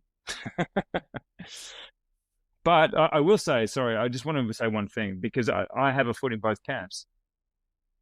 And there was an episode of A Matter of Time that I thought was our best episode where we talked about what can big brands do that small brands can't, and what can small brands do that big brands can't. And I still wear Panerai on a regular basis. I still wear Rolex on a regular basis. Well, I don't at the moment. I still wear Vacheron on a regular basis because I get enormous energy and identity from the marketing projection and from the brand story of an older brand. So having said that they don't understand micro brands, it doesn't mean they aren't very much appealing to me. And at least half of the brands I deeply desire are big box brands that have all these margins built in. I don't care. What I'm getting for it is David Beckham. I'm getting something that has an amazing brand story that's 100 years old, like Tudor. Tudor's an amazing brand. I will buy Tudor for the rest of my life. And it doesn't matter that doesn't have the value of a micro brand. It has a story, it has an identity, it has an energy, it has an aura. When I put a Tudor on, I can go to the gym a little bit easier because I've got that aura pushing me along. So I am someone who is evenly pitched between these two camps. I'm not a micro brand superstore. You will see the concept evolve and you'll understand my full vision in time. But all of those comments, the pejorative comments about the industry, are just, do they really understand microbrands? I don't think they do. Do they know how to work with them? I don't think they can. But are they both appealing to me? Hugely. And do I have more big box brands in my collection than micros? Probably. So my money's where my mouth is there, and I am evenly pitched, and I see the value in both. When that almost is a perfect little segue into the question I was going to ask. You get to work with obviously the big brands and the indies. Who's more fun to work with when it comes to covering them, do you find? I'm not going to answer like you expect. You'd expect me to say the micros because they're prepared to just throw out the rule book and play along. The big brands are like, artists need adversity. You need something to work with. Mm-hmm. And when Vacheron said to me, "Hey, we've got this concept to launch the 222, what do you think?" Or, "Hey, we want you to chat to Christian Salmoni about the 222 and how it's different and the same to the OG." These are super fun moments, and like, I find I get a huge thrill out of working with multiple century brands in a fun way, and I'm really enjoying the slow but methodical process of the brands that are very traditional coming to me in particular and to Time+Tide saying, "Hey, we are ready to do a Time+Tide style thing. We're ready to let you loose on the manufacturer." And Russell did a great video with Bulgari that's just published on Time+Tide where he goes in to the manufacturer with Fabrizio and has this super spirited conversation, again, revealing a different side of the brand that I get huge satisfaction out of the fun that I get to have with the big box brands. But, the pizza activation and that silliness, man, I'm like a big kid. How is a 48-year-old? Like, how is this any kind of life? How is this any kind of job? I don't know. It's a 10 out of 10, the fun I have with the smaller brands, because I'll do anything. We'll do anything together. There's no rules. But sometimes, like I said, Jerome from Serica, Andrea from Fellamari, they're as restrictive and as creatively controlling as the big brands. And they're not going to do anything that steps out of their brand guidelines because they're so specific about what their brand does and says. So there's absolutely no way to answer that, because some of the fun stuff I've done with even Chris Granger, he did a podcast with me just about the Formula One movie where we got to deep dive on all these stories about Formula One. That was super fun. Like, he just completely let his guard down and did 4 hours of episodes on a podcast of telling anecdote after anecdote about what it's like being the CEO of IWC and how fun that is. So that's hugely fun. Like, he's a great guy, that guy. That's also 10 out of 10. Like, are you kidding me? But it's only 10 out of 10 now because I've done 11 or 12 years of fucking servitude. Please supply your questions for the CEO. It comes back and it's more red than black. You're just like, so I get to ask you please tell me about the inspiration behind the new Millissima collection. I'm like, I'm not doing this interview. Come on. So I've done 12 years of just the corporate grind, and it's been not fun, Bob. But if you watch Time+Tide at all, we've bent the industry to our will a little bit, and we get to have some fun, and possibly even more satisfying than doing a pizza thing with Rich, because of course we're disrupting and being silly. That's the game. But when you do that, when Chris Granger Air does a running tour of IWC, literally running around the manufacturer with you and having a sprint race with you in the bowels of the manufacturer, it's like, this is more fun because 2 years ago, I had to supply my questions and ask him 3 questions and he wouldn't be on camera. It's like, we're kind of getting the industry to loosen up and getting the industry to just loosen the tie a little bit. Let's just talk to people. Let's just be ourselves, be passionate, be normal. Don't sit there stiffly with these auto cue questions. Anyway, you can tell that I had enough of that. Oh, that's cool, man. So, Andrew, do you think social media has been a net positive or negative for genuine watch appreciation? 1,000,000% positive. I mean, God, the word has spread like wildfire about how addictive and how fun this hobby is and how much it connects people, and how many connections would have been made without social media. That's 1,000,000% yes. If you could tell your younger GQ writing self one thing before the launch of Time+Tide, what would that be? Oh my God, Brent. Yeah. I would just say it'll be worth it in the end. That's it. Good answer. Yeah. So let's discuss some watches here. Which watch best symbolizes your journey from journalism to entrepreneur? Oh God, you guys are killing me. These are like properly researched and thought through questions. What watch symbolizes my journey from journalist to entrepreneur?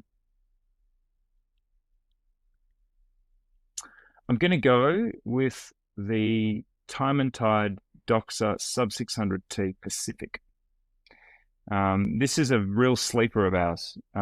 It's a titanium Doxa.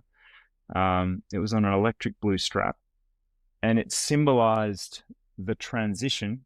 That was our first sort of big limited edition. James Stacey covered it and was just enraptured by it, and just said this is like the sleeper hit of Geneva Watch Days or whatever it was that year. And we did no promotion of it. We were so naive. We were still such journalists. We just wrote lots and lots of stories about it, didn't do videos, and just did.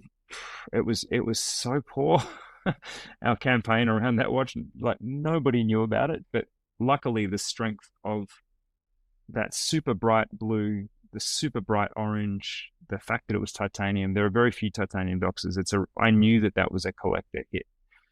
I hoped anyway that collectors would recognize that this was something to jump on, and it was awesome. Like that transition, that was a real confidence builder to go from hardcore journalists to distributors of Doxa, and then we just dipped our toe literally in the ocean with Doxa. And while we could have gone 600 deep, we had a very shallow campaign to support it, and it stuck, and we got some nice comments and that made me feel good, and that made me feel like we could do it again. So that watch is, and I love wearing that watch because it's just a beast, but it's so light that it's really wearable, and anyone that recognizes it, it's just an OG. Anyone that's like, oh, the Pacific, I'm like, OG, let's talk. That's a good watch. That's actually, I got away with that answer. Because it's literally the watch that went from journalism to retail in some ways. Because the Doxa experience, we didn't do as good a job with Doxa as we did with Hamilton, but it's a more niche brand. So we're being a bit hard on ourselves there. Hamilton just exploded because it was just desperately wanted in Australia, and we just kind of had that little pickaxe on the ground in Texas and went. Yeah, the oil Texas tea. Exactly. Yeah. Yep. Hamilton's for everyone. What's one piece you regret letting go, or you still dream of owning? Oh, look, I regret the Batman. I let the Batman go. I was wearing it when my second child was born. Just heard this on your podcast yesterday. And I've been thinking about it. I'm going to buy it back. I'm going to buy one back. I'll try and track down the guy in Australia. But I just did this dumb thing where I thought too much about the signal it was sending to the world. I had too many people just turning their nose up going, oh, of course you've got a Batman. And I suffered it for 5 years. It just, the people just kind of going, ugh, eye roll. Andrew's wearing the hot GMT. Because when I bought it in 2015, it was just a new GMT. It wasn't what it became in 16, 17. So I regret selling that because it fit really well. It's just Rolex at its absolute best. Just that watch is a photographer's dream, like the white gold. No one knows the white gold lume plots. You see under the right conditions, it's just superb. I miss it, but I cannot sometimes separate myself from the toxicity that builds around certain watches. And I mean, Christian's got it with the 5711, Ellie's got it with 5711. I got it with the Batman, and I regret that, but equally I understand why I did it, and I sort of stand by it. But now that it's all passed a bit more, I could probably go back there. But then I don't know. I tend to sort of waver on that too, because there's a part of me that wouldn't spend that money on that watch right now. There's many other things that would take their place, but it is an unbelievable daily watch, and it is a watch that I just remember with it's a flawless piece of kit. And that sort of 904L steel, just everything about it. It's luxe. It's a superb watch. really struck a chord with that question. Good. It's a good question. You know, yeah. Well, we only have one question left ourselves. Often our listeners will send in some, so we'll finish up with those. But our last question is, as a music lover, what song would best capture the rhythm of Time and Tide right now? Oh boy, thinking a lot about this actually, because we're choosing music for a couple of the New York promos.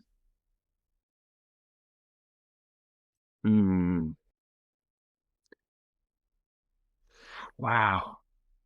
I give you guys the award for the most thought-provoking questions and the best researched, because this is so in my zone.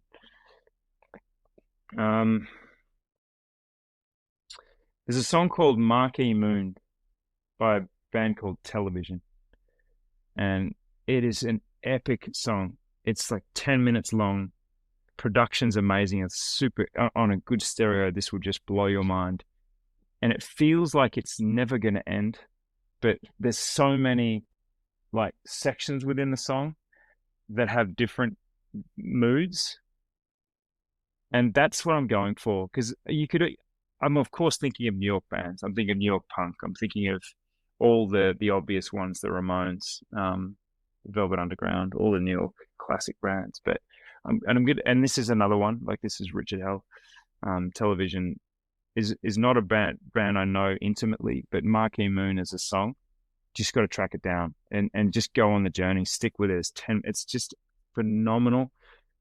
But that's how it feels to be in Time and Tide. There's just all these peaks and troughs. There's bits where there's just silence and drums, and there's bits where the whole band are just in complete harmony. It's got a lot of tempos within it, and that would sum up to me the experience of Time and Tide right now, which is that it's sort of endless. It's this wave that just doesn't stop going. In fact, it's sort of strangely, it feels like we're about to, like, on Monday something will happen that will change the game again. And so you guys your timing's quite interesting. This is the last business day before everything changes for us. This is dropping on Monday, so if you want to let it go, let it rip. What time on Monday? 5 a.m. 5 a.m. No. Eastern New York time. No, I can't do 5 a.m. We tried. If you can drop it later. Yeah. No, you'll see. No, something. So yeah, the wave never ends, and in a way that neither does this song. But it's one of my favorite. I could put it on repeat and listen to it over and over. And I guess that's what I'm doing with Time and Tide. I'm putting it on repeat and just doing this over and over, but always a bit different. And that's what the song is. Cool. I know what I'm going to do after this show. I'm going to go and look up that song. And once we're off the air, I'll tell you what's happening. Cool. We won't tell anyone, we promise. So we put out the call on Instagram for some questions from our listeners, and lo and behold, we got some. So this is from @CentralSeconds on Instagram. How do you decide which brands, independent watchmakers, to bring into Time and Tide studio? Yeah, this is a bit of a formula for us now. First, we all have to vote on it. We all have to agree, which is not easy. There's a few in that committee. So number one, it has to be green lit. I do get a captain's card for some things. I'm just like, well, no one voted with me, but we're doing it anyway. Let's work as a team and do it my way. No, there's generally a consensus. If someone argues with me, no, I don't agree for these reasons, I can be deviated. But number one, there has to be a bit of a team sense that it's good.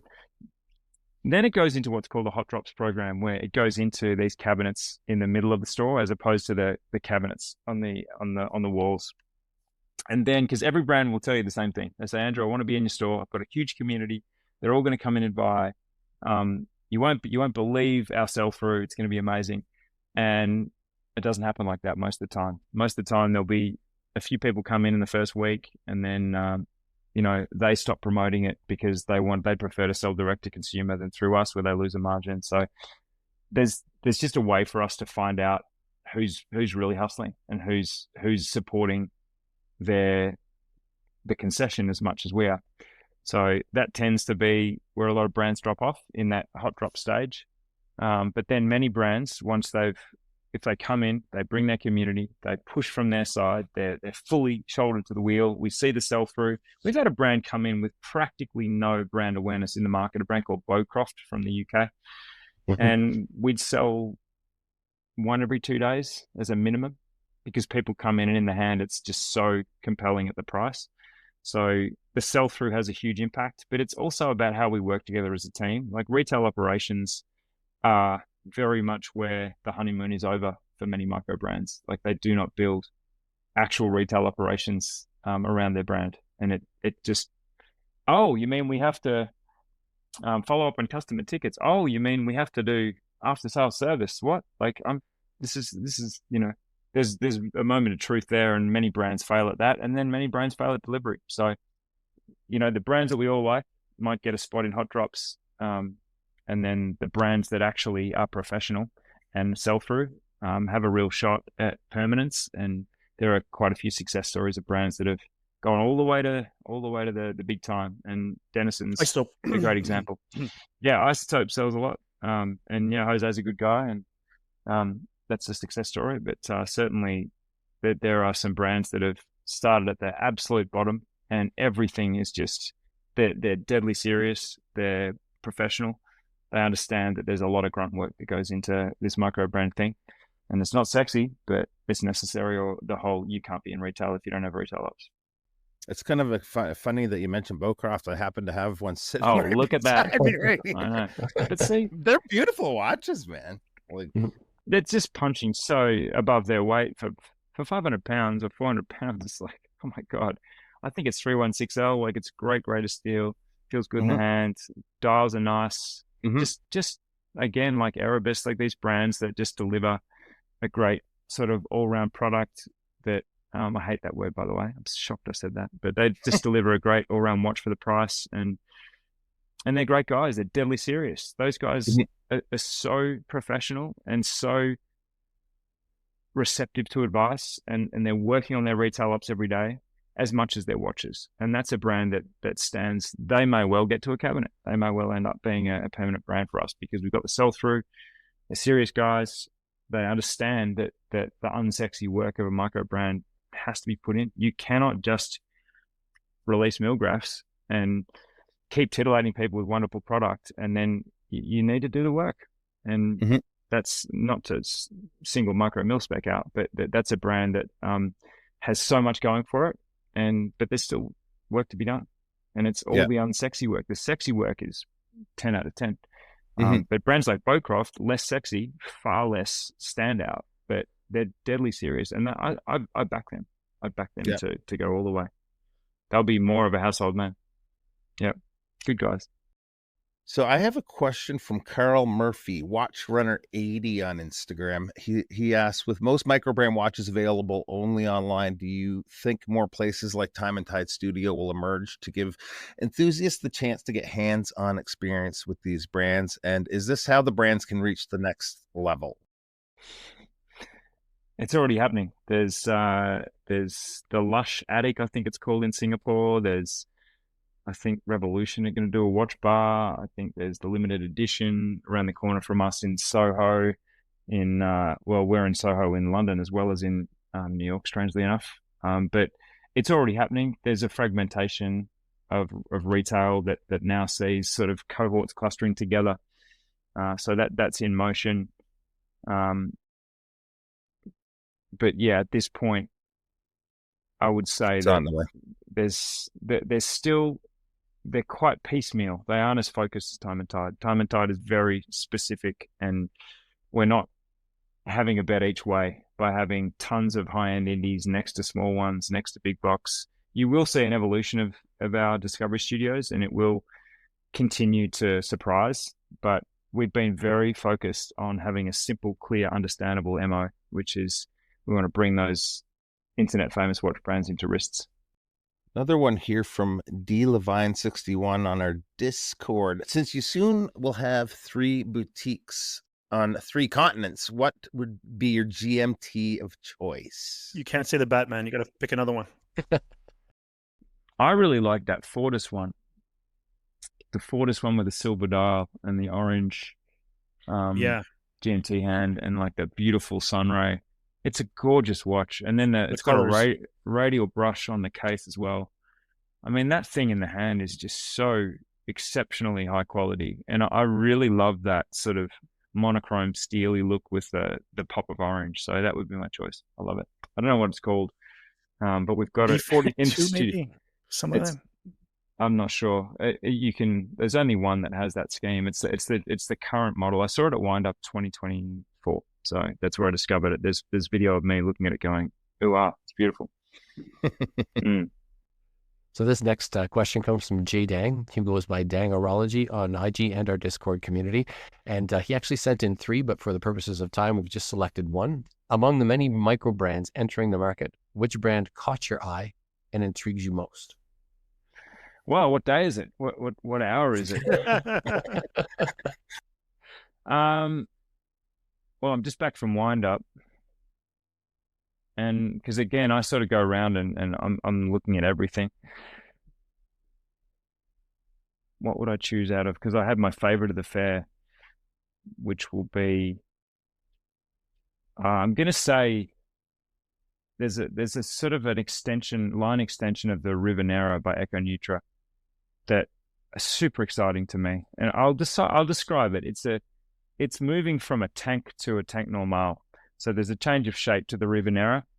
And I just find this is just an example of, it's a game of inches. It's a game of microns. Like they've just sort of adjusted the reverso tank profile a little bit. They've added sort of a step. They've added a mirror strip of polishing.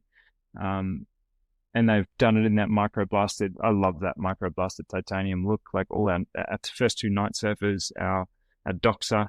I love blasted titanium. So I would say the Rivanera and its journey that it's going to go on, I think is really cool. That's caught my eye again. I know I made a big deal about that. Someone told me yesterday that Kevin O'Leary is now on the Rivanera. So it eventually gets out there even more. But that's a brand that I'm specifically interested in that collection. Very cool. On to Our You Doing on Instagram. Spelled hour as an hour and minutes. You doing without the G. Oh my God, the puns. Yep. Yeah. In the process of becoming the most buff man in watches. Oh, for fuck's sake. Did your wrist size change? And if Nick Drake was still alive, what watch would you be wearing? Oh my Lord. No, my wrist size is 7 inches unchanged. Actually, no, it was fatter before. There was a period where I had to let out the micro adjust on the Batman, back to the Batman. I hit 100 kilograms in like 2016. So I'm 82 now. So if you can imagine me with 20 kilos, the Batman was strained even with its micro adjust. So it's actually gotten smaller. Number 1. Number 2, Nick Drake. Nick Drake would be wearing a Frank Muller Crazy Hours because he just had a whole different sense of time. That works. That's a good answer. Yeah, that tracks. And the last one from Matt Jr. _1971 on Instagram. Do you have a date for the Manhattan boutique opening? He says he's traveling there in December and would love to drop in. December 8, and I want everyone to cross their fingers for me. December 8. Let's go. Let's just put it on the wall. Crossed. December 8. Let's do it. Let's go. We need that Christmas rush. I want to be open. I want to be there. Help me bring it home. Let's all manifest December 8. December 8th. There you go, Matt. Done. Plan your trip accordingly. Appreciate you all. As Americans say, I appreciate you. They won't say thank you, but they'll say appreciate you. Appreciate you. Yeah. I found myself saying it. I was in New York for 2 weeks. By the end, I got home and my wife got me a cup of tea. And I was like, I appreciate you. And she's like, who are you anymore?